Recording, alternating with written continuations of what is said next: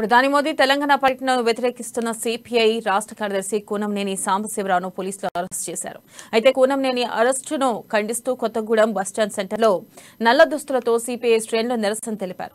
Modi go back అంటూ నినాదాలు చేశారు. విభజన హామీ చట్టాలను నెరవేర్చకుండా తెలంగాణ రాష్ట్రం పట్ల వివక్ష నిర్లక్ష్యం చూపిస్తున్న ప్రధాని మోదీ తెలంగాణలో తిరిగే హక్కు లేదని భారత కమ్యూనిస్టు పార్టీ మోదీ పర్యటనను తీవ్రంగా వ్యతిరేకిస్తుందన్నారు. ప్రధాని మోదీ విభజన హామీ చట్టాలను అమలు చేసేంత వరకు సిపిఐ పోరాటాలు చేస్తుందని హెచ్చరించారు.